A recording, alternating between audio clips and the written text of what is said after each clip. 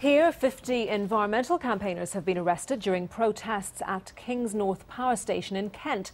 Most were detained for obstructing the police. They oppose plans to expand the plant.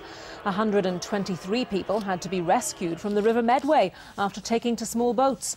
4 people managed to get inside the perimeter. Officials said electricity output was unaffected.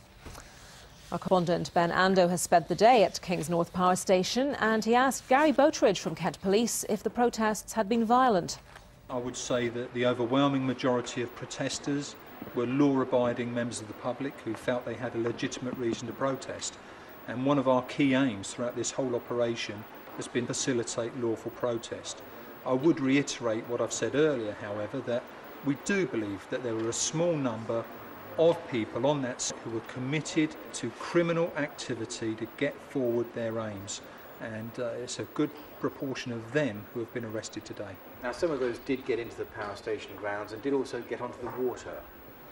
Yes, we had 4 people who got onto the grounds of the power station who were arrested as soon as they got onto the grounds of the power station, and we did, unfortunately, despite warnings from the police and the Coast Guard and the Medway Maritime Authority, go onto the water today as well.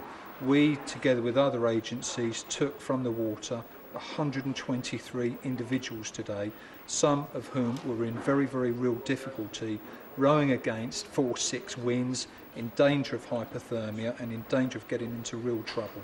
Now, during the week you've had stopping and searching people, you've seized numerous items from the camp, and people have said you've been heavy-handed. What would be your response to that allegation? Well, I would refute that. We've had a number of key objectives throughout the week, one of which, and the most important responsibility, is to ensure the safety of everybody, not just the protesters, but also the people living on the Hoo Peninsula and my officers.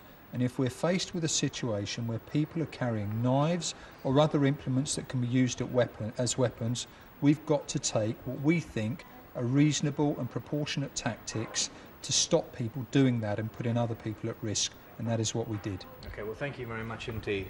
Well, overall during the week, it's estimated that around 100 people were arrested in total. Several of those people have been charged. And while the protesters have perhaps succeeded in their aim of raising publicity and the issue of the KINGSNORTH Power Station and of environmental concerns, their aim of shutting it down has not succeeded today at the Hoo Peninsula.